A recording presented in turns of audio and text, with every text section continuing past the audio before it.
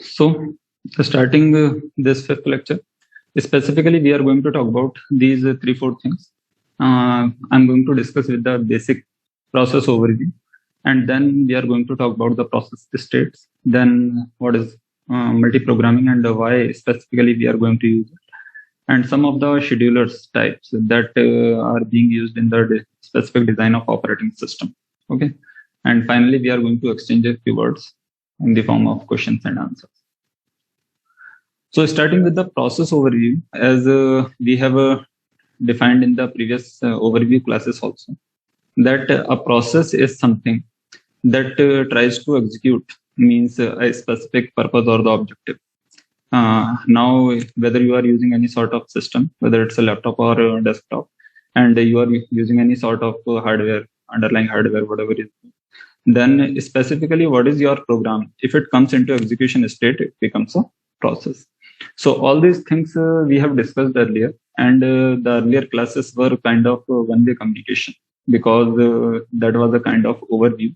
So it was supposed that I was supposed to give you first overall introduction of the topic as well as of the course syllabus, and then we are supposed to exchange words because you are supposed to get it in the form of an introductory course. So if it is the very fresh course for you, then I hope that most of you might not be familiar with the subject and its course content. So in the initial 4 lectures, I have given the brief overview of each and every topic that is going to be covered in this syllabus. So now I think we are ready to exchange words. Okay. So I will request all of you guys to be little communicative and we'll exchange words so that we get to know that what exactly is problem. And if you are lacking somewhere, you are getting down and you don't know anything about anything, then we can have that thing, we can sort that out with discussion. So first question I want to ask means specifically, what is a process? And if we don't have a process, then what might be a scenario of our operating system? Any one of you?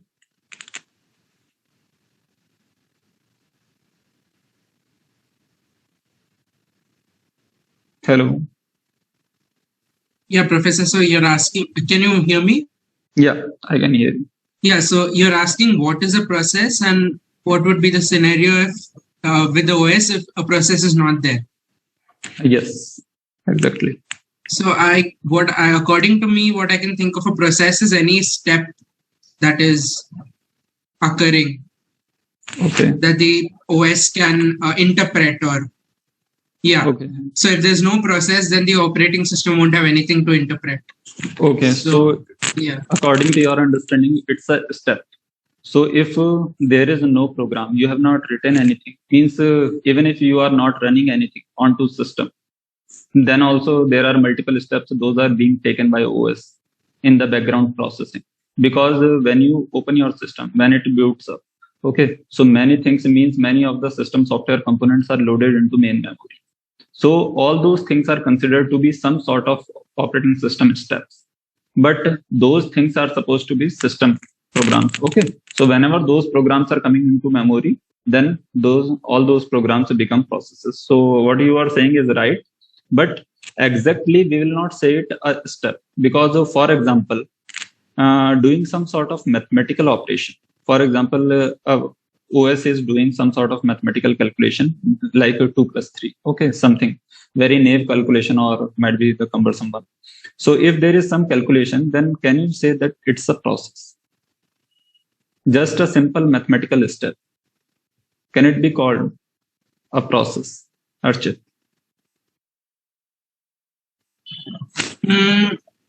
I don't think. I mean, it should then it should have a purpose. Yeah. So it has a purpose. No? Means you want to have the addition of these two numbers, 2 and 3. So there is a sole defined purpose there or there.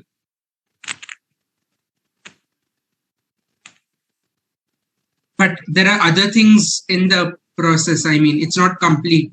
Yeah. It depends on other inputs. I mean things before it and after it. Then only it will make a process. So I want to know about all those things that you are talking about.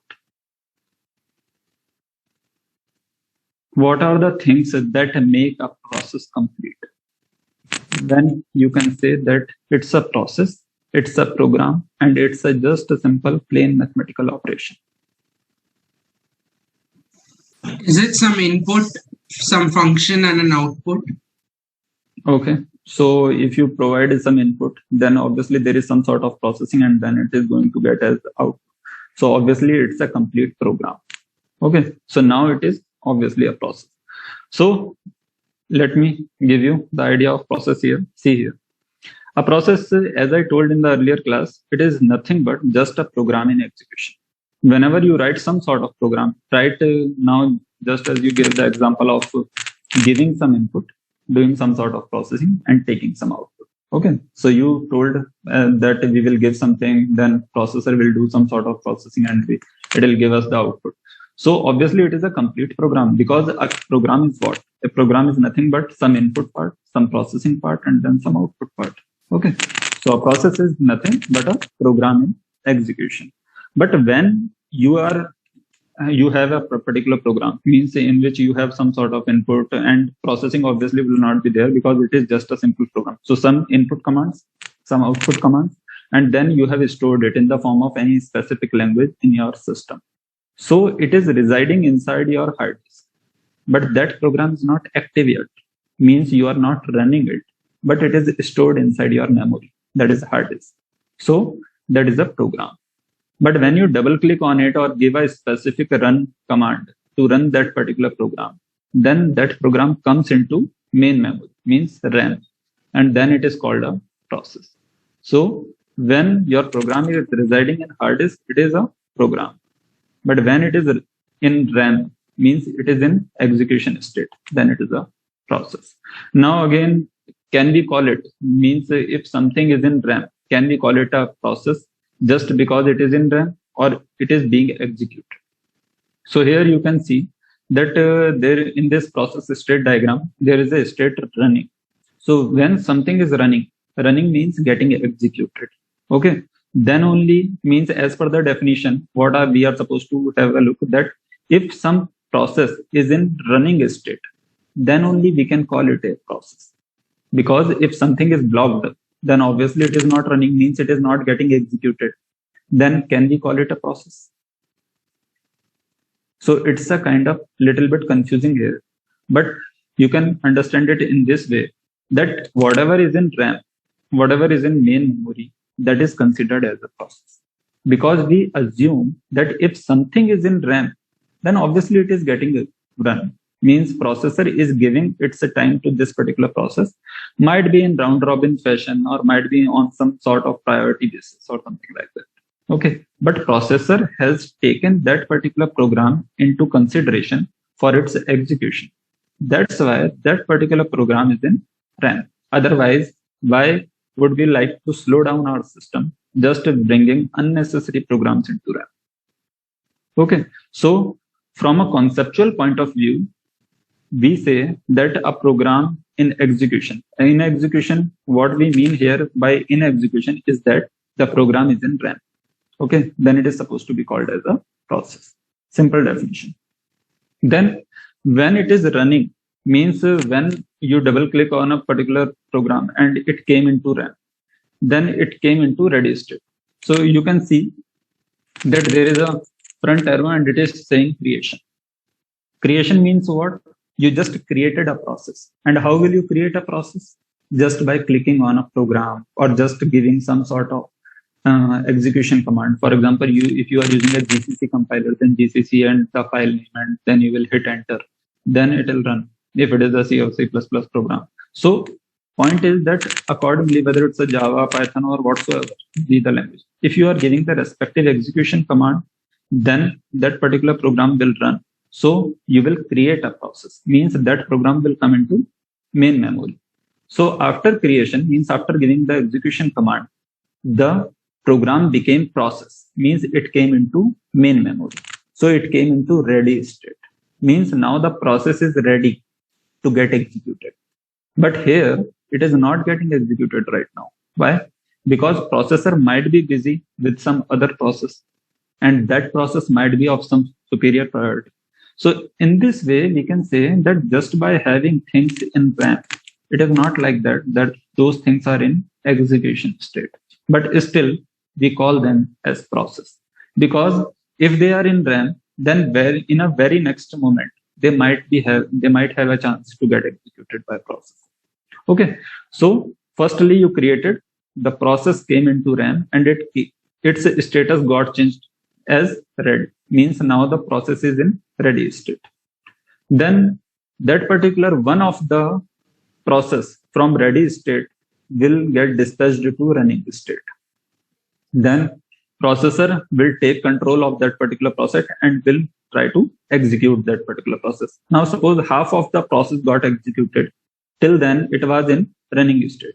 Then some sort of timeout period came. Means there might be some sort of timer or some sort of conditions that was inside the program. Means some sort of logical conditions might be there, or you might have used some sort of timer for that particular process, that after this particular time period, this process should return back from process.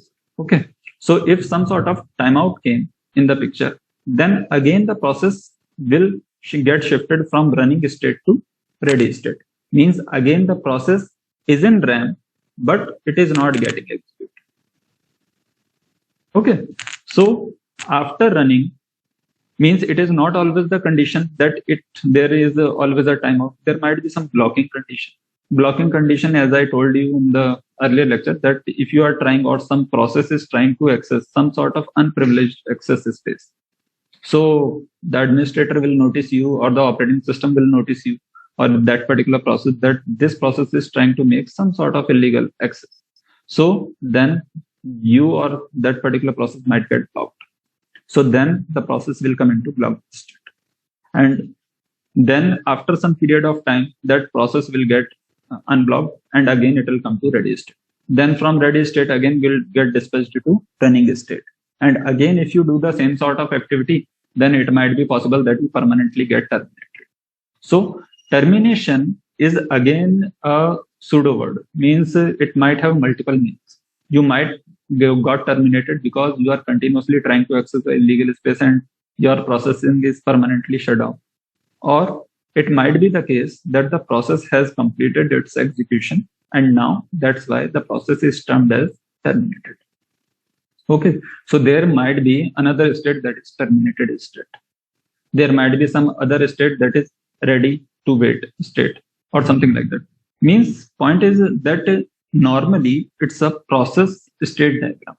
And as we discussed in detail in the second lecture, I think, that when we say there is a process in RAM, then there might be multiple states. Similarly, if there are multiple processes, there might be respective states. So in this way, there is a huge map.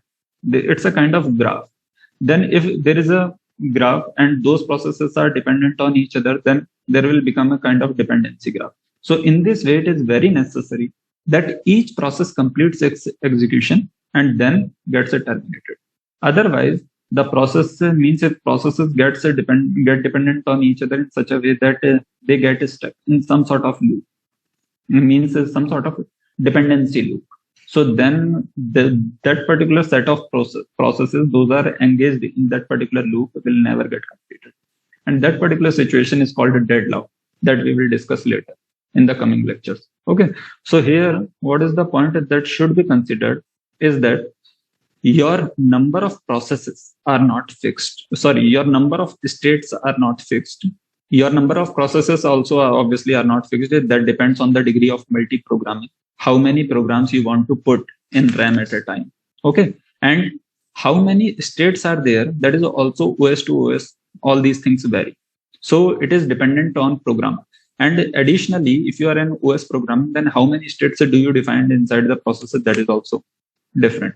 So in this way, there might be different scenarios. For example, there is a process model that is called a two-process communication model. And that there are only two states, start and end, means ready and terminated. So after ready, directly that will be given to the processor, and processor will execute it completely, and then it will shift to execute, means a terminated state, completed state. So in this way here, we have shown three states, but it is not always necessary that there are only three states. There might be four states. some additional state you created by your own, means you have created a waiting state. It might be a scenario that some sort of process is not getting executed. Why? Because it is waiting for some sort of input or output from user side, and OS cannot wait for user because user might be sleeping or doing some sort of other activity, and processor time is getting wasted. So processor, what it will do? It will just keep that particular process into waiting state, and then will move on to next process. So processor is doing its work at the backside, and in the front side, user is typing something or giving some sort of input at its own speed. So what is the user speed and what is the processor speed, you can assume. So there is a big difference. So if you have not made this sort of synchronization, means this sort of arrangements, so that the processor could shift onto the other processes and keep the busy processes into the waiting states, then obviously your system performance will go down.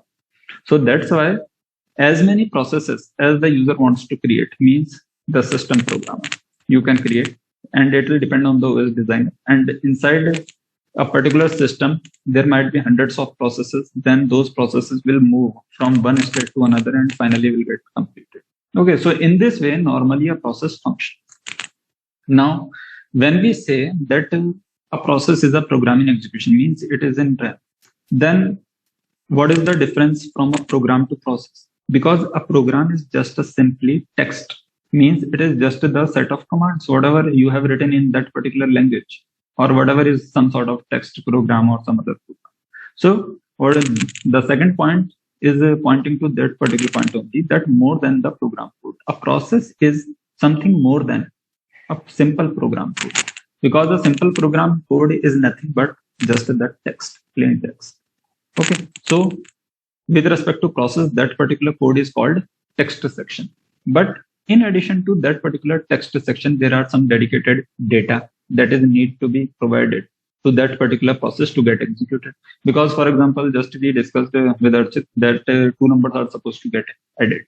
Okay, so if you want to add two numbers, then you are supposed to provide two numbers to the program. Okay, now it might be the scenario that you have already hard coded those two numbers inside your program code, that a is equal to 2, comma b is equal to 3, and then c is equal to a plus b, and then printf c. So in this way, you have a hard coded. Now there is no user input required at runtime. But for example, you have given some sort of input command, scanf, and then please enter your number. Then user is supposed to come into picture and need to type from keyboard or some sort of input device those two numbers. And then only those two numbers will get added, and then the computation will get done by processor and will get printed on your monitor or terminal.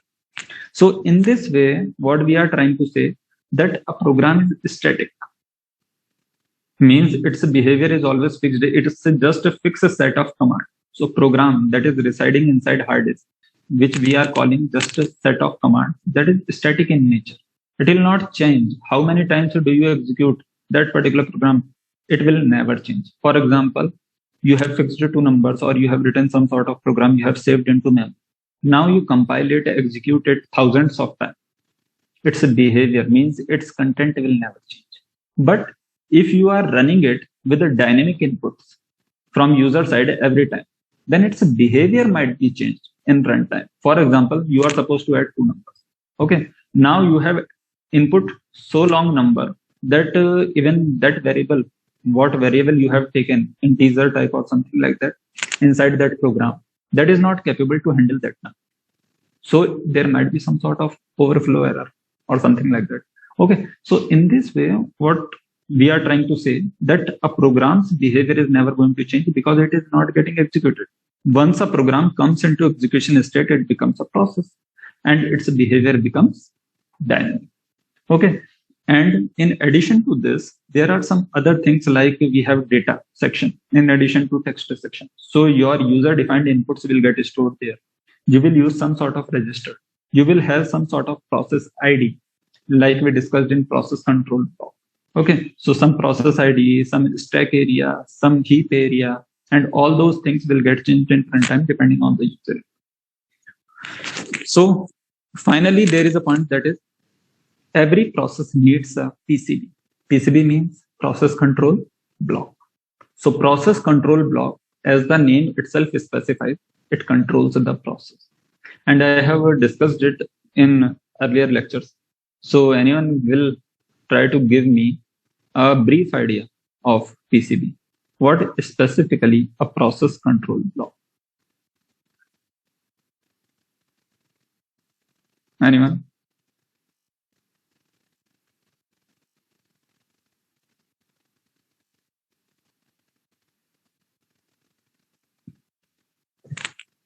Professor, is this the tree structure that we were talking about?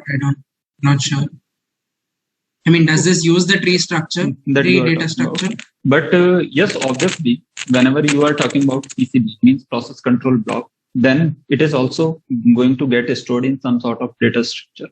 But it is not necessary that it is going to get stored in tree structure only. But you don't go into the details of data structure or something. You just simply give me in plain words that what is a process control block.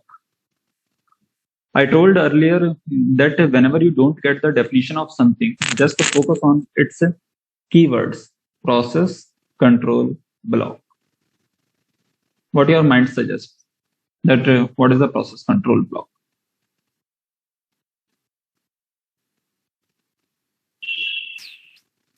Sir, can you hear me?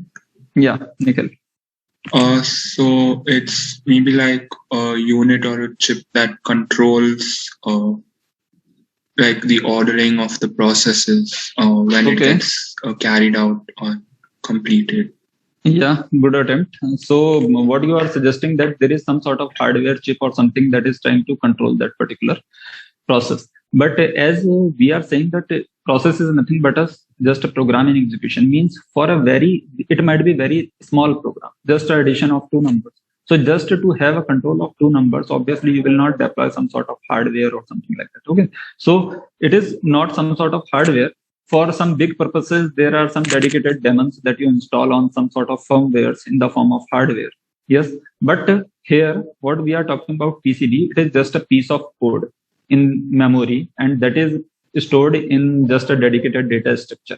So process control block, it is the process control block diagram. See, so we have discussed earlier also, but that was not in diagrammatic form. So that's why you might have not remembered. It's just a simple idea. It is not always necessary that all these things are present in every PC. Because like we discussed that process might be means the number of processes in system might be different. Similarly, number of states of those processes might be different. And similarly, your PCB structure might be different. Means some of the things might be additional, some of the things might be lacking. But on an average, some of the components are there. Like there is a process identification number.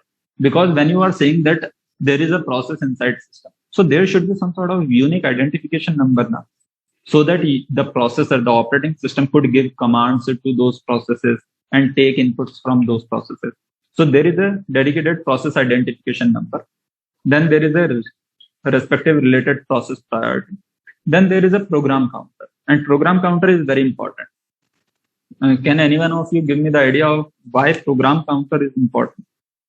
I hope that in computer architecture or introduction to computer systems, you must have heard this term. And I have also discussed it many times before. It's a very important term, and it is used almost in most of the fundamental subjects of computer science. Professor, does it deal with the current state of the process? It notes the current state of the process and which process should. Yeah, good attempt, Archit. But it doesn't point to the current process states, because process state, you can see on the top right side that there is a dedicated section that is process state. So if already you are maintaining the process state in PCB, then why you have again process program counter here? So program counter, what it holds the address of next instruction to be executed. Means a program is what? A program is just a set of instructions, means a set of lines. And those lines are some sort of executable commands or something like that, depending on respective programming language. Okay. So a program is just a set of lines, and the processor is supposed to execute this program line by line. So the program means the processor will take control of the program, will start to execute from line 1, 2, 3, 4, or some sort of if logic you have put inside the that particular program, then it will jump on to respective location or something like that. Okay. So now assume there is a single program and it is trying to access another function that is stored in second program file. So processor is trying to execute it from first instruction and it came onto that particular logic instruction where it is supposed to jump onto second program. So now this program is supposed to jump onto second location. So program counter will hold the address of next instruction. Because if you jump onto second location, means the processor jumps onto second location, then how it will come back? Who will tell it? Who will tell the processor that it is your next instruction where you are supposed to come back?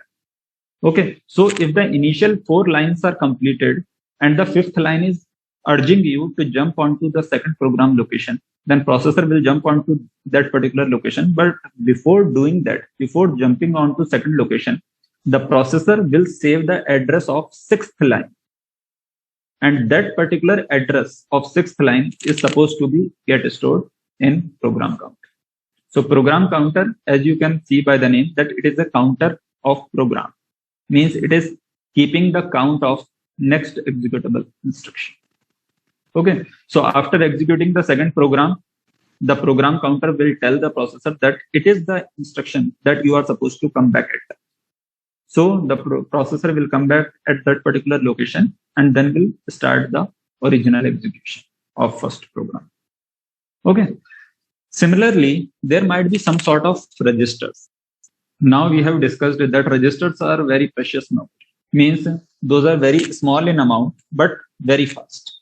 So some sort of counters or some logic variables, those are supposed to be accessed at very fast speed. Those will get stored in register. So every process has some sort of components. Those are very frequent for its current execution. So those things will get stored in those registers. Okay. Additionally, there might be some pointers with respect to every process. So for example, there is a movie. Okay. You are running a movie.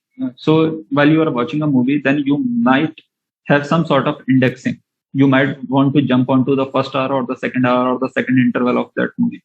So in this way, there is a consistent need of pointers, because whenever you are jumping from one location to another, pointers come into picture. Okay, so while discussing all these things, I want to ask one thing, means what level of idea do you have of programming language? All of you guys, one by one, please tell me, how many programming languages have you been good or have you been idea of programming in? Oh, So, yeah, Arjun, go ahead. I was just saying that in the first trimester, when we began our majors, we did basic, I think, data structures in C0, which is similar to C. We've done Python, again, an introduction course to Python, and a little bit of Haskell, which is a functional programming language. Okay, yeah, so it's good. And little bit of C we have done in Okay. the systems course, Okay. and a little bit and very little bit of assembly, like Okay, interpreting assembly a bit and all. Yeah. Okay, it's fine. It's a good. So actually what we need to understand operating system is just a basic understanding of the underlying architecture. So that's why, because many of the terms like DMA, or many times I do speak about the bus system, I speak about the address lines, I speak about the data lines. So the people who are not familiar with all these terms, they might be having some sort of picture, means what is going on. We don't even understand what is the data bus, what is the address bus. So if you have even a very basic understanding of computer architecture, or you have some sort of programming understanding, because many times we do talk about pseudocode, we talk about that we are taking some sort of input in the form of integer or something like that. So some sort of, if you have basic C programming and the assembly programming understanding, then I think it's fine. You will get most of the concepts. Okay, don't worry. So pointers are needed, and as you people told that you have this understanding of C, so you must be having the understanding of pointers. So whenever you want to jump from one location to another, then definitely pointers come into picture. So you will store the address of next instruction in program counter, and you will jump onto the location that is being pointed by a particular pointer. Okay, then execute that and come back or something like that. Now, when you are jumping from here to there to here, then all these things means all these programs are stored where? In some sort of memory. Then obviously there is a dedicated memory that is being attached with every process. Doesn't matter whether it is a running process or some sort of waiting process or something like that. If there is a process, there is a dedicated memory area. Okay, so that particular memory area is defined by the memory limits. Those are mentioned in particular, means in that particular respective PCB. Then there is some sort of list of open files. List of open files means a particular process might be doing some sort of work on some multiple input files, or might be doing some sort of processing on some particular other files. Those are residing in main memory, and it might be storing its data onto some terminal or doing some sort of input output in some sort of other output files. So there is always, whether you are writing something or whether you are taking input from or whatever you are doing, means what I'm trying to say, that in C there is a last chapter that is of file handling. So in file handling, the sole purpose of file handling is just to give an understanding that how you can open a file in read mode, then how you can open in append mode, then how can you do modification from C program, how can you write some sort of blocks or characters in a particular file, then you can save that particular file. So all those things, doing all creation of file, doing some sort of manipulation, doing some sort of deletion, then saving that particular file in C, that comes under the topic of file management. So here list of open files means whatever are the files attached with that particular process in that particular instance, means in a particular instance some of the files are being attached with that particular process. So all those files are listed here in the form of a list. So list of open files means the process is doing some sort of functioning with respect to those files. Okay. Now, in addition to all these sections, means all these attributes, there might be some other attributes, but that's why these are 3 dots of continuation. And there are 2 dedicated pointers with respect to the parent process and with respect to the child process, because every process might be a part of some another process, or it might be possible that it is the parent of some other process. So that's why if it is the case that it has some sort of parent process,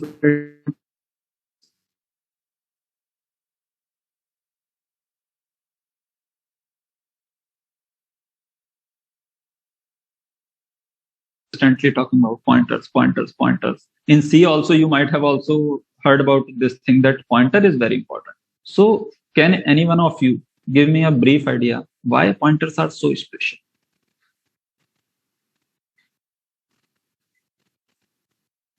So, Professor, I didn't. Can you just repeat your question? I'm saying that we talk so much about pointers. Can any one of you give me a basic idea why pointers are so important? Because they hold the address, right, of whatever. Okay. So you can refer to the same address and then using that pointer, like you know that aliasing concept. Maybe. So why addresses are important? That's the location, right, of whatever is being stored, like of a variable. And the address is like the number, the data of that variable being saved. Yes. So you are saying right, because if we don't know the addresses, proper addresses, then everything will be a chaotic situation. So here, just to make see possible, because in real world it is never the case. We may assume that it might be the scenario that everything is getting executed in a sequential manner. Okay, every program is written in a sequential manner. You don't need any sort of jumping or coming back or something like that. There is no dependency, and program is written is just in a plain sequential manner. Then there is no need of pointer. Okay, so in that way we can assume, but as we know that in real world the situation is not like this. Means it will be a hypothetical situation. But in real world, we do have dependencies. The interdependencies make the word possible. And when we say that we are jumping into the arena of programming language, then obviously we are supposed to implement the object-oriented programming concept. So when we are saying that we are supposed to implement the object-oriented programming concept, it means what? You are supposed to implement almost every possible real-world problem into the programming world. So that's why in real world, we have so many interdependencies. So all those interdependencies are not possible without the help of pointer.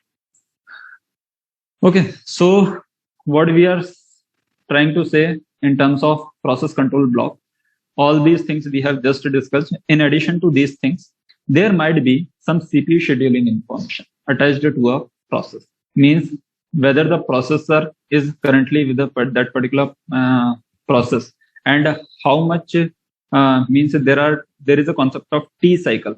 Okay, I'll not discuss that here. You'll get confused. So T cycle means you assume some sort of amount, the unit amount of time. Okay, so CPU time is usually divided in T cycles, and there is some unit time. You assume it as a unit time. So what unit of time a particular process has already consumed means what is the length of that particular process execution. Okay, so you will understand it with a Gantt chart where you will show the length of a process in a diagrammatic form, and then you will see that this much 90% process has completed, 80% has completed, 70% has completed. Means we are trying to say that normally you must have observed a progress bar. Means whenever the old operating systems used to supposed to get loaded, they used to show a progress bar. Progress bars show you the progress, or you can take the example of any system software or application software installation. When you install a software, then it shows a progress bar. Okay, so that progress bar is what? It is just showing that up to what extent your process means your program has been loaded, means it has already been completed its execution. So here, CPU scheduling information related to that, whether particular CPU is allotted to you, or how much part of process has already been executed or something like that. Then memory management information, that where exactly your piece of code or piece of data has been residing inside memory, and how actually you are connected to all those memory parts. Then some sort of input output status information, means which particular files you have opened, and how many files are supposed to give information to you, how many files you are supposed to write information back onto the files. So in this way, input output from devices, so means which devices are supposed to give input to that particular process. So in this way, all that information that is related to a process is stored in the form of CPU. Okay, so moving forward, now we are going to discuss the concept of thread. Now, why we are discussing the concept of thread? It becomes very important because we are discussing the concept of process. Now, as a process is a single piece of software that is in execution, the thread is a lightweight process. So here is the definition of thread. That a thread is what? It is nothing but a lightweight process. Now you just assume the definition of lightweight in your mind and tell me by seeing this figure, the thread diagram. Okay, tell me what specifically a thread is and how it is different from a process.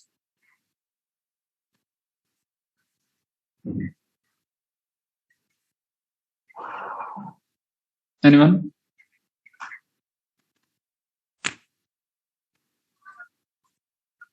Hello. Yes, Professor, we're going to the diagram.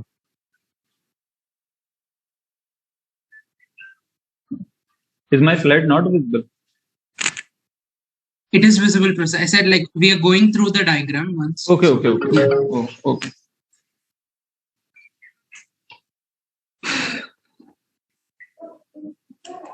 Here, if you observe the diagram carefully, then you will get the answer.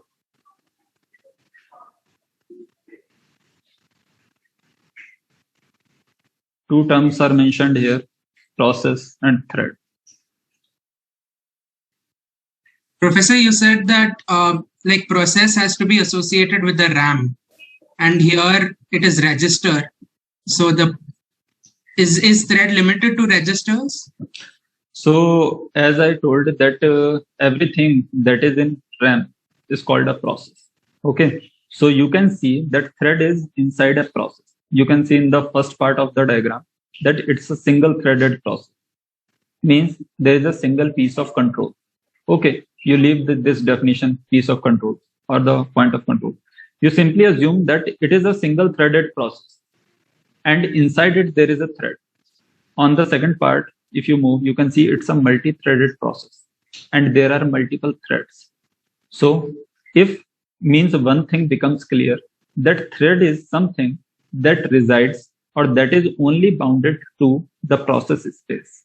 Means thread cannot be something other than process. Obviously, because you can clearly see from diagram that thread is bounded to the process space. Doesn't matter whether it is a single threaded process or multi-threaded process. So one point becomes clear that thread is nothing different, okay, than process. It's a part of process. It is getting executed inside the process. So if something is getting executed inside the process and process is inside RAM, so obviously thread is also inside RAM. Okay, so thread obviously is in RAM only because process is in RAM only. Now the only point is that you can see in the multi-threaded process, you can see it is that code, data, and files. These three things are common to these three threads. But the registers and stack, these two things are individual. Means there is some dedicated memory space that is attached with each thread, but there is a common space also. Now the point is, why do we need the common space? If you remember correctly, then we have discussed the concept of shared memory. Shared memory is something where multiple processes or multiple threads can go and share the information to each other or take the information from that particular shared database or the set of files. So here you can see the code, data, and files are common for all three processes, but the registers and the stacks are individual. So each thread is supposed to use the same code of that particular process, same data of that particular process, and same number of files of that particular process. Means thread is nothing but the part of process only. So it is bounded by the resources. Those are supposed to get allotted to that particular process. Okay. So in this way, but some of the processing or some of the, you can say, management or manipulation must be different from each other. That's why we are considering them as different entity now. So what is the difference? That difference comes in the form of register or the stack values. Means some sort of processing that particular thread has done and has stored in the respective registers and stack memory. So a thread is what? A thread is a lightweight process and it might be using the same memory that is being used by another thread, but one thing is common, that register and the stacks, those are the different individual entities which are being allotted to every thread. So I think it's clear that in a program, there might be multiple controls. Now you might be wondering that what is this multiple control? Multiple control means multiple, you can say, normally what we understand the definition of control, that there is a single controller that is processor. Okay. But as you are individual, okay. Now suppose take a real world example. As an individual, can you do multi-programming? Means can you do multitasking? Means can you have multiple things in your hands? You are supposed to do multiple activities and just in the present instance. So you will say, yes, obviously we can do. We can eat something, we can read something, we can watch something, we can hear something. Okay. So the different body parts are doing all their respective works in the present moment. Means it is what? It is multitasking. Okay. You are doing multiple activities in the same moment of time. Similarly, a program means a process is supposed to do multiple activities. It is supposed to take input from some file. It is supposed to write something onto second file. It is supposed to take input from a device. It is supposed to give output to some device. It is supposed to do some sort of processing. So a process can do multiple tasks simultaneously.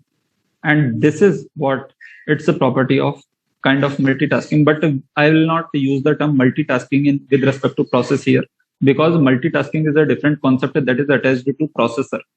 Okay, and that you will see here. So that will get confused. So you will just understand it like this, that it is just a piece of control, and there are multiple controls running inside a process. Those are taking care of different activities. For example, inside Word, you are typing something. Okay, in a Word processor, you are typing something. So typing, you are typing, and it is being displayed on that particular file editor. Okay, so it is what means that there is some sort of control that is taking care of that. If you press a button on keyboard, then the attached sensor below that particular keyboard button is giving some sort of signal, and that signal is being converted into a specific ASCII letter and being printed on your editor screen.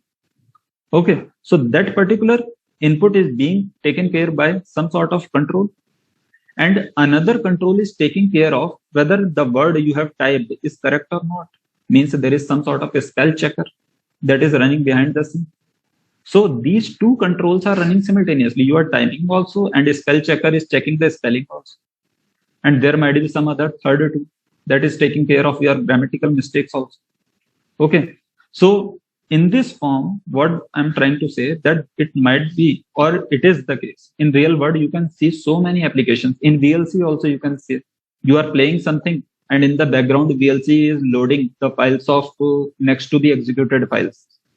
You are having an and you are enjoying your MP3 collection. Okay, so in this way, you are running a particular MP3 file right now, and some of the files are being getting loaded inside your VLC queue.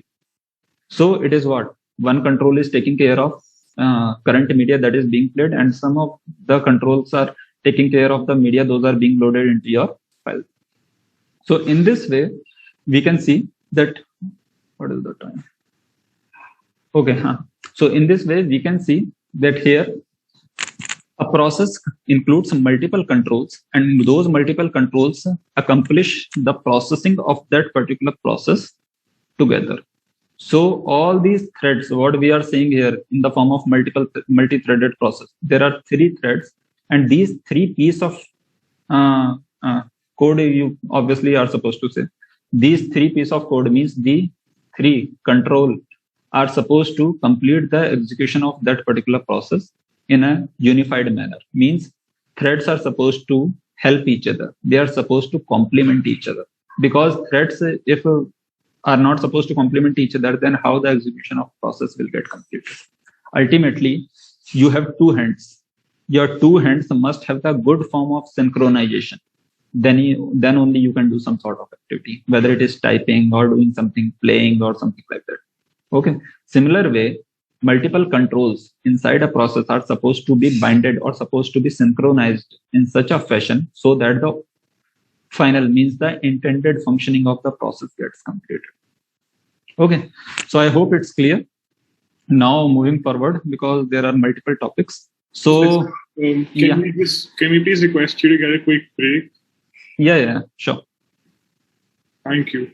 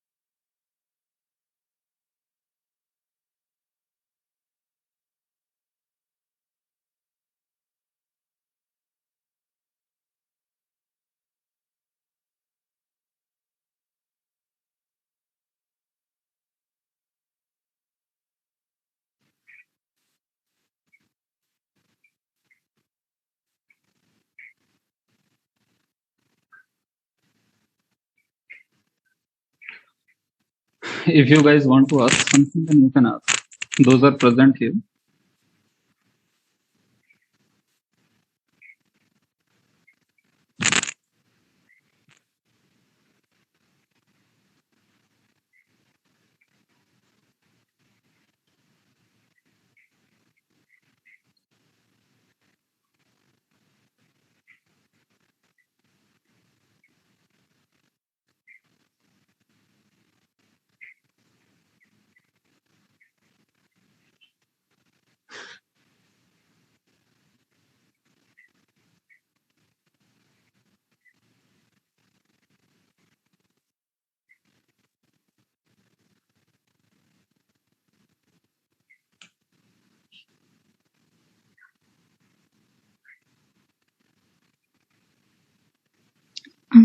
Professor? Yeah, sure. So if two processes use the same input and files, instead of them being two separate processes, Yes. could we make it two threads Yes. within a singular process? No, it will depend on the type of control that you want to access on that particular file. Means if you are supposed to do some sort of heavy processing, then obviously you are supposed to have two different processes. Okay, but you are just want to take some sort of input from a file. You just take an example that VLC is a process. Okay, now you may open multiple files in VLC, but those files cannot get play in the same media player at a time.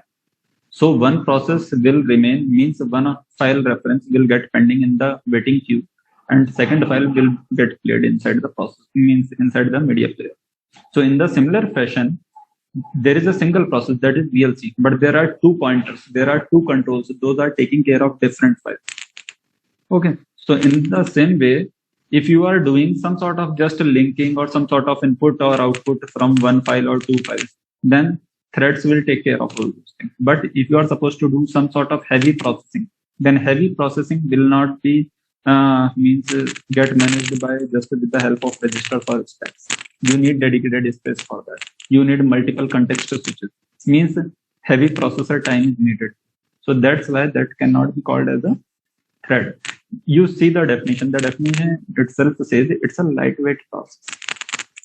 So if there is something very small work like a spell checking or doing some sort of input reference making, output reference making, or some sort of you can say means the background processing of something that is so minute or so minor in nature that the user doesn't bother about it. Okay, so in that sense we can say that that is a thread.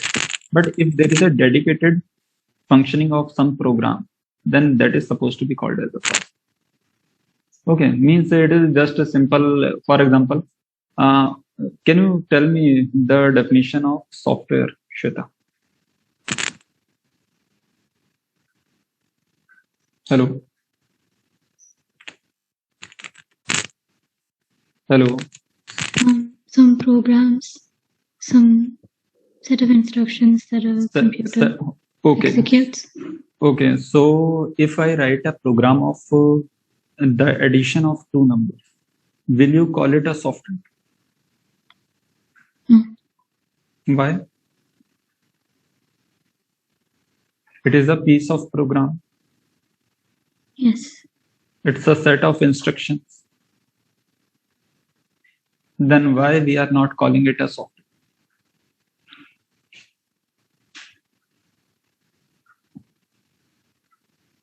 Shweta? I guess like Arshad said that in his example too, it was a single step. Means that's what I want to ask. That specifically when we say that there is a very minor piece of work, then we don't give a big name to it. Means the things are assigned a specific name according to their characteristics. If you are just doing a very basic task, then you cannot say that it's software. It's just a program that is taking care of some small work. But inside that program also, if you are doing very minute work, then you cannot even call it a process. You have to call it what? A thread. Okay, so similar way, software are the big piece of program that have multiple constituent parts and those constituent parts take care of multiple respective activities. For example, your operating system is a software. It is not a piece of program, simple. Additionally, a software is not just the collection of programs only. It needs a dedicated documentation. Why it needs a documentation? Because as we told by the definition of software, that software is a big piece of program. So if there is a big piece of program, obviously a new user cannot work with it just by getting into the program and seeing the code and everything. Because, for example, a company developed a ERP management system, employee for its employees and all the staffs. Okay. Now that ERP management system is taking care of all the salaries and all means of transactions inside the institute. Now the company who developed that particular piece of software just gave all the permissions to institute and just left out. Okay. They said that now our term is complete, you take care of it. So after the company left off, the institute professionals, means the software engineers who are hired by that particular institutes, are supposed to take care of that software. But without any sort of documentation, without any sort of background information, can they directly jump into code and do all the processing? No. Why? Because it's a big piece of software.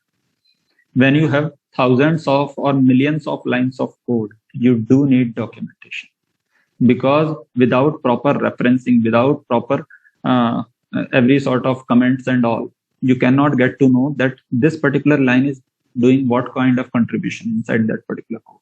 So that's why whenever you purchase anything, you purchase some CD of operating system, you purchase any device driver, you purchase even a small piece of software that is in the form of mobile or something like that. Even even today, very small, even if you buy a wristwatch, then wristwatch is having a very small operating system, but still you get some particular dedicated documentation with it. That by clicking this particular button, you will have these many options or something like that. That is called user manual. So with every software, you also attach a user manual, because software is so wide that it is not always the case that just if you want to make some sort of technical comments, say you want to improve some sort of technical details, then only you will need the documentation. It is so big and so complex. Even if you want to operate on it, if you want to just simply use it, then also you need documentation.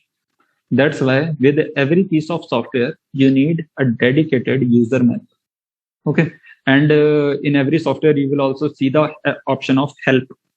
Like in my screen is visible to you, Shweta? Yes, Professor. Yeah. See, can you see the help here? Yes. Yeah. So here you can see that there is an option of help. So if I click on it, the Microsoft PowerPoint help will open up. Similarly, you can contact the support staff. You can give the feedback. There is some training content also. And time to time, if there is something new that is attached to it, and if you are having the authentic version of the software, then you will get the respective announcements also. So point is that when you develop a particular piece of software, then dedicated documentation and user manuals are provided. Because without all these documentation and user manual, no one can directly jump into and work with these particular softwares. Okay, so in the similar way, a process is a piece of code that is substantially enough to be called a process. But a thread is very lightweighted and doing a very minute work. That's why it is not called a process. Okay, any other thing?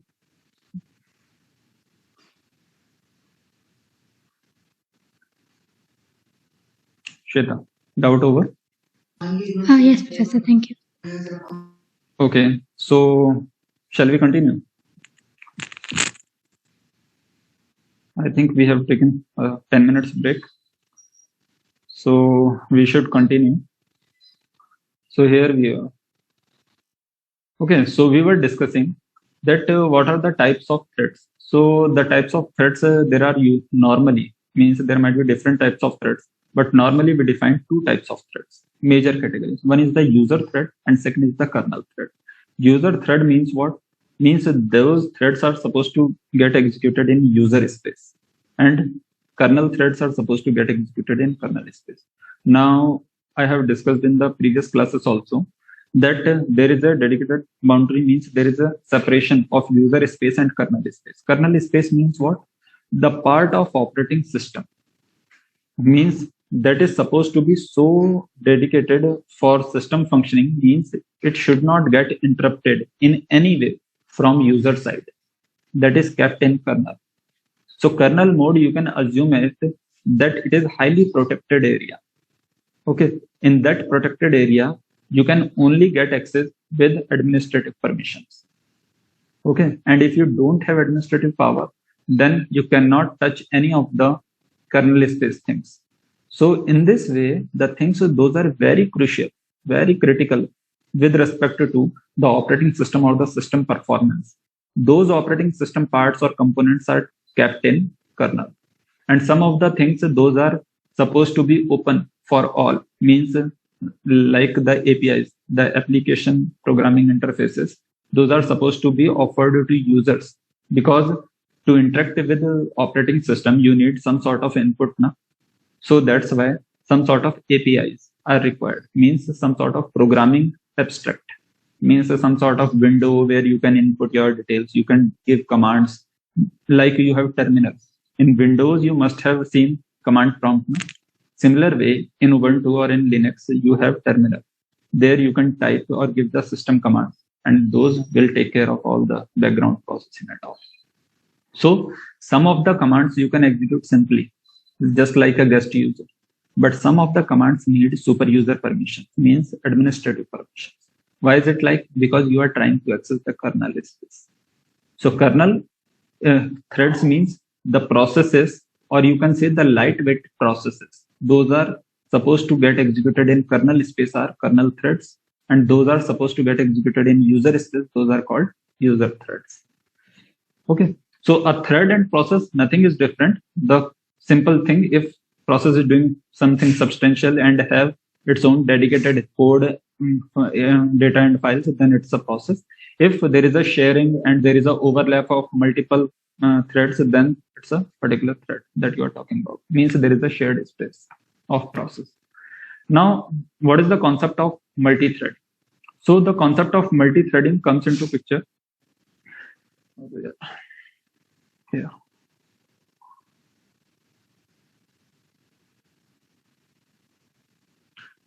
The concept of multi-threading says that there are multiple threads. On the right hand side, you can, we have already discussed this concept, that what is the meaning of multi-thread. So I think we don't need to go into detail. When there is a presence of multiple threads, then it's a multi-threaded environment. Okay. Now, if there are multiple threads, then obviously there will be no dedicated code, data or files for a specific thread. All the threads will share the code, data and files of the parent process, because ultimately the threads are the lightweight processes, means the child of parent process. Okay. So moving forward, what do we mean by multi-thread? In detail, we will discuss here that there is a presence of multiple threads. That's why we are saying it's a multi-thread. Okay. So if there is a scenario of multiple threads, then there is some sort of relation among user threads and kernel threads. So here you can see in the diagram that there is a user space and there is a kernel space, and there is a clear division between these two spaces. So in the user space, firstly, there are three types of multi-threading. First is the many-to-one, and second is one-to-one, and third is many-to-many. So like in database management system, if you might have read about, then there is a relationship between different objects, instances. Okay. Similar way, here it's a relationship between different threads. So if there are multiple threads in user space and there is a corresponding single thread in kernel space. Okay. Listen every word carefully. If there are multiple threads in user space and there is a corresponding single thread in kernel space, then this sort of scenario is called many-to-one multi-thread. If there are one-to-one relationship, means there is a single thread in user space and there is a single corresponding kernel thread. Then it is called one-to-one multi-thread. And if there is a multi-to-multi, means many-to-many multi-threading, then there are multiple user space threads and there are multiple kernel threads. Those can take care of those respective user threads. Then it's a multi-to-multi, means many-to-many multi-threading. So what is the advantage? In the first scenario, you can see there are multiple threads in user space and those are supposed to be taken care by only single kernel thread. Means there is a single dedicated thread that will take care of all those process threads. So in that way, there is a load, okay, on means on load on kernel, or means here in the kernel scheduler, you can see there is a single thread. So what you will say, there is a load or there is a non-load, because I have written doesn't create much load on the kernel. Why it is like that? It should be like this, that there is a load on the kernel. Am I right or not? Am I audible? Yeah, but kernel has a single thread, right? So that's why maybe it doesn't have much load. Yes, great. It is the concept. Because kernel is having only a single thread. Means there is a single thread that can take care of multiple threads in user space. So you assume it like two different words. Okay, there is a user word, there is a kernel word. Now imagine it like this, that there is a war between these two words. So there are multiple opponents or there are multiple parties and you are supposed to take care of all those parties. So if you have only 10 people with you and the other party has hundreds of people, okay, means there are 100 guys, your team has only 10 guys, okay. So if each one of your team members take care of 10 guys, so in that way your single person can handle 10 opponents. So what you will say, that the management is easy in your side. Why? Because you need to manage only 10 people. But in the opposition, power is more, people are more, but management is complex. That's why in big organization, management people become more important. And in small institutions, management people are not that much important. That's why we are supposed to say here that there is not much load on kernel, because kernel is a dedicated team. But that is supposed to handle only 10 people, means 10 processes, 10 threads. But in process space, there are 100 threads. So load is more, complexion is more. In one-to-one, user space scheduler is simplified. Now, that complexity we had in many-to-one, in user space, there were 100 people. That will get removed if you just simply give 100 kernel threads here also. So you don't need to do scheduling. Means now forget this fight scenario, something that you need to take care of all those things. You simply think that in user space means you are trying to do something onto system and system is supposed to reply in the suitable way. So you are supposed to give commands and processor is supposed to execute those commands. So if there is a one-to-one mapping, means you give hundreds of commands and there are 100 kernel threads. Those are supposed to be very ready to take care of 100 commands.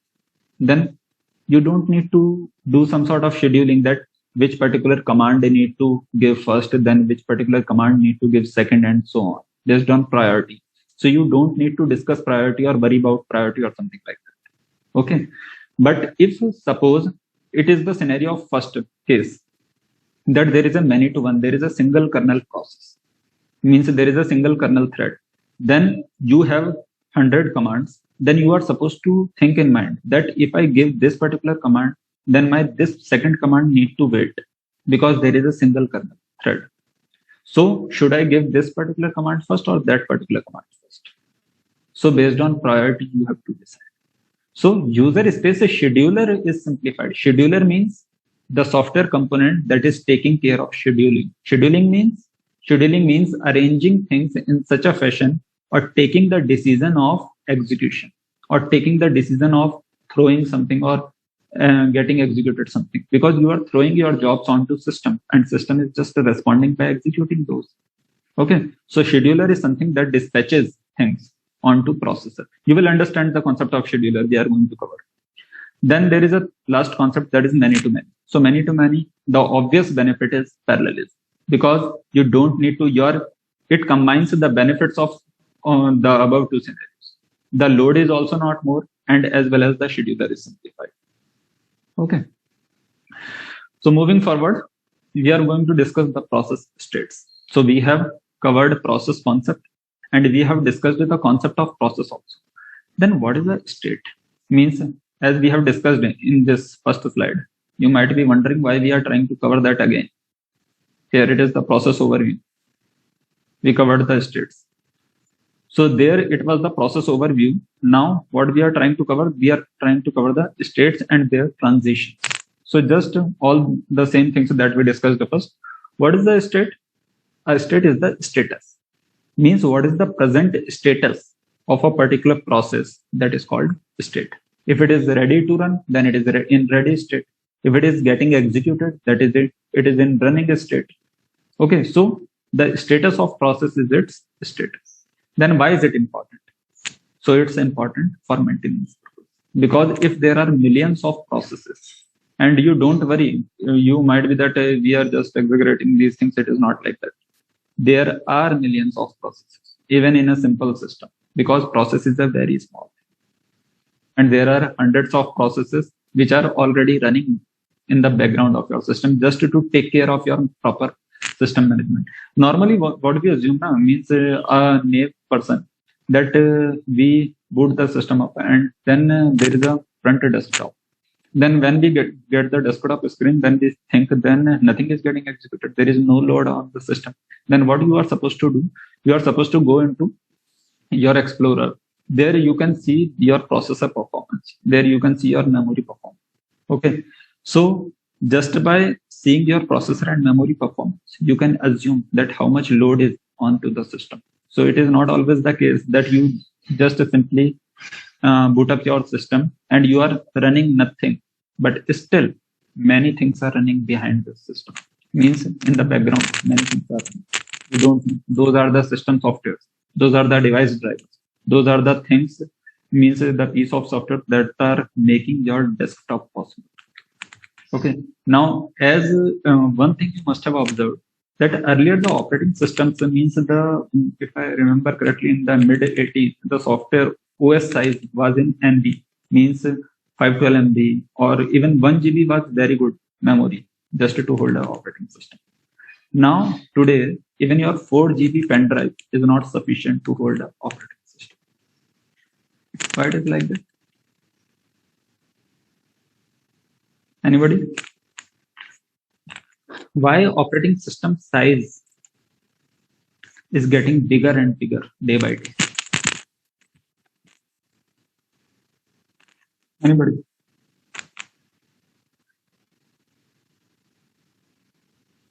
Is it related to the fact that the hardware size is becoming smaller and smaller? So the yeah. No, both things are totally different. That hardware size is getting smaller, that is good. But why OS size is getting bigger? Is there any relation that if the hardware will become small, then the software will become bigger? No, as in, I don't know, I'm guessing, but Moore's law says that the number of transistors, they double every 5 years, 10 years. Yeah. So in the same area, more number of transistors are packed. So more number of operations have to happen. So yeah. Yeah, your logic is correct, but what you told that was not up to the mark. Okay, let me correct you. What you said that storage are getting small day by day. Storage size is getting small, but storage capacity is getting expanded. Hope I am correct. Yeah, Archit? Yes. So you wanted to say that storage size is getting expanded. That's why we can accommodate bigger software. That's why operating system sizes are getting bigger and bigger. Absolutely correct. Because we are not supposed to be worried about the memory requirements nowadays. We have lots of memory. That's why we are supposed to be very free while writing the codes. Done. One thing, very accurate. But the second most important thing, that if we have bigger space, do we need to expand ourselves? Means For example, if I am doing all the things in Windows XP and XP is good enough for, it is a 2 GB operating system, then why do I need Windows 10 that is consuming almost 4 GB of RAM, or that is taking almost 4 GB of my hard disk, not RAM. Okay, so it is not always the case that if memories are getting expanded, that I need to expand my program size also. That is because with the time, we are not concerned about memory, first thing. But secondly, most important, that with the advancement of time, with the advancement of new technologies, we are coming up with new problems. We are having more softwares, more application software. We are running more number of processes onto system. We are need to maintain good mechanisms of synchronization. We need to be aware of the security challenges as well. So we need to incorporate heavy secure API design. We need to incorporate the secure hashing mechanisms. And in this way, all the computing concepts getting expanded with the technology. Because RSA that was supposed to work earlier is not feasible today. Okay, similar way, security techniques, those were good enough for encryption are not good enough today. So if you want to put all those kind of security, all those sort of efficiency, and if you want to incorporate means a degree of multi-programming also you want to expand, you want to execute. For example, consider your 1 GB system RAM and you want to execute 10 programs. Your system will get hanged. But nowadays, you want to run multiple softwares, means you want to run 20 or 30 processes at a time. So obviously you can. Why? Because memory is not a concern. But your degree of multi-programming is getting increased. That is not memory choice. That is your choice. You want to run multiple activities simultaneously. And obviously that needs more memory. And you have more memory. So Moore's law helps here. So you are supposed to run all those things. But operating system should also be robust enough to handle that degree of multi-program. Because it is not like that the earlier processor who was just capable of handling 20 activities at a time is now supposed to handle hundreds of activities. So your operating system size and all its functional blocks will get expanded because you are supposed to write more complex code to handle more load onto the system. So in this way, with the advancement of time and technologies, multiple new requirements as well as challenges in the form of security or something like that are coming. So we need to consider all these possibilities and include into a piece of software that is good enough to handle all sort of users requirements and as well as good enough to handle all sort of security requirements. So that's why the operating system side is getting bigger and bigger day by day. Okay. Now in the coming futures, you will see that operating system size will cross 8 to 10 GB easily. So it is because of the coming requirements and challenges. Now we are moving forward. Time, I think. Okay, we have 5 to 10 minutes. So here, importance, we have understood that for good management, good process management, we need process states. Because if we don't bifurcate the processes into different states, how we will take care of their status? How we will get to know that this process is running, this is waiting, this is blocked or something. Okay. So that's why process state is important. Lastly, do we have fixed number of states? I have already answered this, that we don't have fixed number of states. But yes, there are some common states. Like ready state is very common. You will find it in every operating system. Similarly, running or blocked state, that is very common. But there is a waiting state also that you can get. There is a waited and ready to get executed state or something like that. Means different OS, different states might be there depending on the operating system designer's choice. Moving forward, we have the idea of multi-programming. So what specifically a multi-programming is? So multi-programming, you can see from the diagram and from the term itself, there is a degree of multi-programming means how many processes are running inside your system, means how many processes are there. So we will say that the ability of an operating system to execute multiple programs. Now, ability of a processor and is a different thing, and the function that allows multi-programming is different thing. For example, your processor, like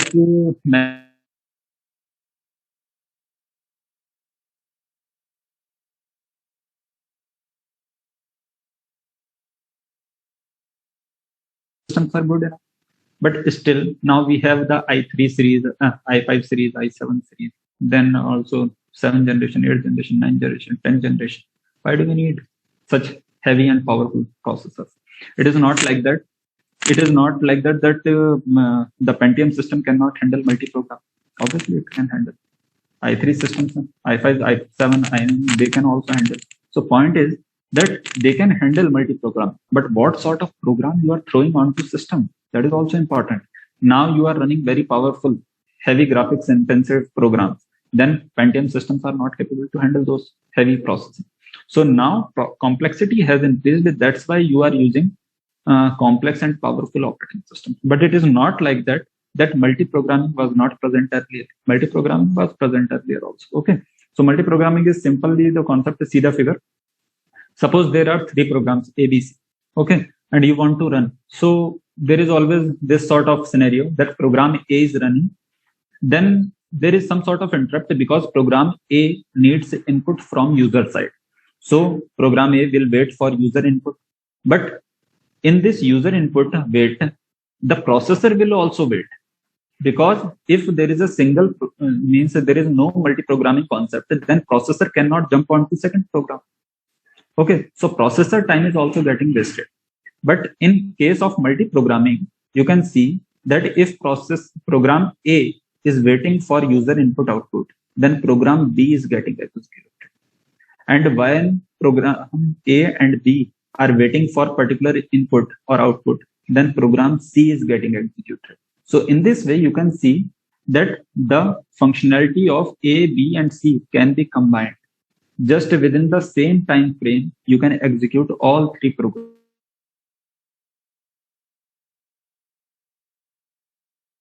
We were supposed to wait for A to get user input output, wait for the whole time. Then we need to complete program A first. Then we need to start program B. Then we need to start the execution of program C. So in this way, almost triple of the time that we exhausted in the execution, these 3 programs in a multi-programming environment would have been incurred. Okay. So what we are supposed to do, that we are supposed to make a multi-programming environment so that our overall processing time gets reduced. It's the concept is similar to pipeline. Pipelining is the same concept. You enter one thing and then you don't wait it to get out. You enter another program, then another, then another. They will work in a pipeline fashion. Okay, so what is the importance? Then obviously the optimized processor performance, or you can say that the optimized resource utilization, because your processor is not something that will get exhausted, that will get boredom or something like that. So it will say, no, whatever things is so many things I am handling, I am getting exhausted. It is not like that. Okay. So if you are giving the proper cooling and all, then your processor will work fine. So why not to work? Okay. So throw many things onto your processor and just wait. And if your processor supports the feature of multi-programming, it will take care of all the things in this particular form, that it will do a context switch. It will execute one program. There is some sort of wait. It will jump onto second program. It will execute it. Then when the first process wait over, then it will again come to the execution of first program. In this way, you can increase the efficiency of program. Then we have the concept of scheduler. Scheduler is that we just discussed while discussing the processes, that we are jumping from one location to another. And we also discussed the concept of scheduler while we were discussing the concept of many to one thread model. Okay, multi-threading concept. So there, what is the schedule? Scheduler means that schedules something. Schedules means that makes that now we will do this thing, then we will do this thing, then we will do this thing. So in daily life, people also do schedules, means they also do schedule management.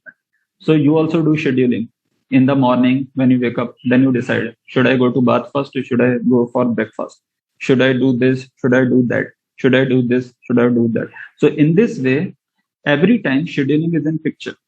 you are also doing similar way, processor is also doing, but there is a dedicated piece of software. So normally people, they change their schedule very frequently because it's a dynamic environment. But your scheduler performance or its scheduling decision is kind of, you can say, hard coded, or you can say soft coded, because you can change also. Okay. So normally, if it is a part of system software, then it is a kind of little bit hard coded, but not that hard coded that you can't even change it. But long-term scheduler and short-term scheduler, there are two kind of concepts because there are two types of scheduler.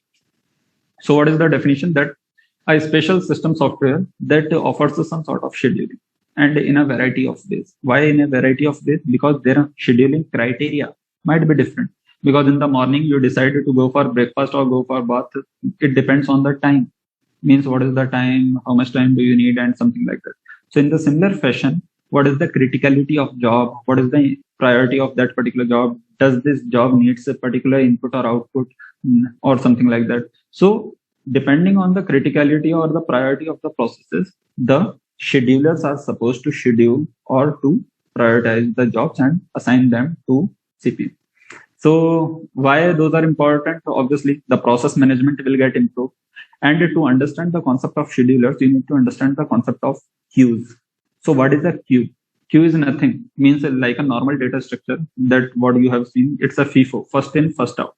So in the similar fashion, like in real world, we do have queues. When you stand up in a line, then it's a queue. Whoever has come first will pass out first. So in the same way, there are three types of queues: job queue, ready queue, and device queue. So you can see in the figure that there is a job pool. Job pool means what? That these are the jobs. Those are available for execution. Means set of all the programs is job pool. Okay. Long-term scheduler and set of all the programs resides where? The set of all programs resides inside hard disk, inside your that secondary memory. Then long-term scheduler will decide which program is supposed to be transferred from hard disk to RAM. So if you throw something or if you send something from hard disk to RAM, then it comes into ready state, as we have seen here.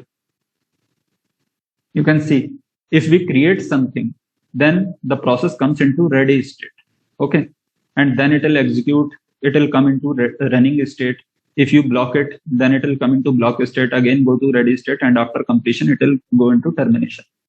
So similar fashion, here after initially we have the set of pools, means set of all the programs in hard disk. When the long-term scheduler will decide which job to send first to RAM, then that particular job will come in ready queue. So there is a ready queue holding all the processes which are in ready state.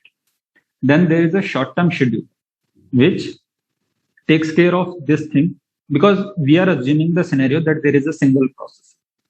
So if there is a single processor, then single processor cannot do multiple tasks simultaneously, means parallelly. So concurrently we are supposed to do, not parallelly. So in concurrency, what you are supposed to do, you are supposed to stop one thing, start the execution of another, then stop the execution another, start the execution of first, then second, then first, then second, then first. So in this way, some part of this process, some part of that process, some part of this process, some part of that process. You can also say it round robin or something, but it is not always the case of round robin. There might be some different time frames for which the processor is assigned to a specific process. Okay. So long-term scheduler decides which program to bring from hard disk to RAM, and short-term scheduler decides which program from ready state is supposed to be given to processor for execution. So short-term scheduler sends processes from ready state to running state, because if something is with processor, then it is running. And there is also another concept that is medium-term scheduler. Many of the people describe it and some of the guys do not describe it, because it is always not the case that all the schedulers are present in an operating system. Even it might be the case that even the short-term scheduler is not present. But normally long-term scheduler is always present, because you need to bring the programs from hard disk to RAM. But if you don't want to have a short-term scheduler, okay, first come first serve. Then the processor will execute the things one by one in a queue fashion. Okay. but your long-term schedule is a kind of must. Okay. Then you have third thing, that is medium-term scheduler. Medium-term scheduler comes into the picture when CPU stops one process and puts it in waiting state. So which process to put from waiting state to ready state? That is the job of medium-term scheduler. Okay, but that we will discuss in detail later. You just understand that what is the concept of scheduler and how many types of schedulers do we have. So we have two types of schedulers. Normal, general category. Okay, so as we have discussed that short-term scheduler is what? It's a CPU scheduler. It is also called a CPU scheduler. Why? Because it assigns the jobs from ready state to running state. Here you can see those who have not understood. From ready queue, it will assign the jobs to, means assign the processes to CPU. So it is called a CPU scheduler because it is scheduling the jobs for CPU. And secondly, your long-term scheduler is called the job scheduler because it is bringing the jobs from hard disk to RAM. Okay. Now, selects the processes to be executed next and allocates the CPU that we have discussed. Now, only point that which one is fast, long-term scheduler or short-term scheduler. Okay, do not read from here. Try to make a comprehension from here. Which one is fast, long-term scheduler or short-term scheduler? Anyone? Long-term. Long-term. Why? It has to deal with a lot more of tasks. I mean, the hard disk has a lot of different processes and it has to choose out of a larger. Okay, so if it is the logic, then it is supposed to explore the more number of processes. Then it is supposed to get slow. Then it is supposed to get slow now. Okay, I think you are understanding it from a different point of view. Means you are having this perspective that which one should be fast. Huh? Archit? Right. Yeah. Okay. Got your point. Yes, obviously, long-term scheduler should be fast because it is supposed to explore more area. But in real time, means short-term scheduler is fast than long-term scheduler, and it cannot means long-term scheduler cannot be fast more than short-term scheduler. Why? The reason is that your long-term scheduler is supposed to deal with hard disk and RAM. And your short-term scheduler is supposed to deal with RAM and processor. And as we know that electronic devices are always fast in speed than mechanical devices. Your hard disk is a mechanical device. Your RAM, it's also a kind of mechanical device. But your CPU is a kind of electronic device. Because the only thing that is alive inside a system, if we say, that is CPU, because that is taking care of all the things. It is executing everything. So CPU speed is always way ahead of memory. So that's why short-term scheduler is faster than long-term scheduler. But yes, what you are saying is right, that yes, long-term scheduler should be fast. But in practice, short-term schedulers are fast because they make more frequent communication.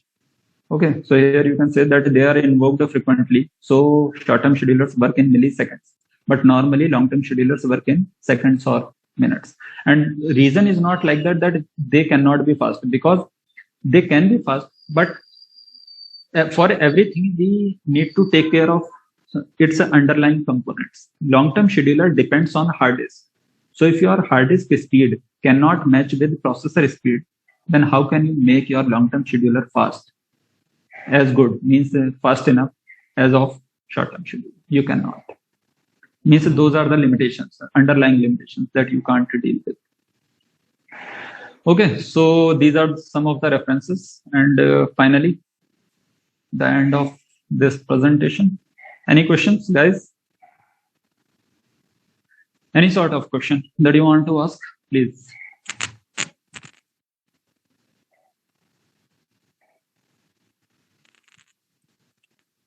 Archit, Abid, Shweta? No questions for me. Okay, guys. Then I think I took 5 or 10 minutes extra So sorry for that. I'll try to manage better in next presentation. So hoping whatever I delivered reached conveniently to you guys. And if you have any sort of question, then you can mail me. So that's all for today. Thanks for that. Thank you. Thank you, Professor. Thank you, Professor.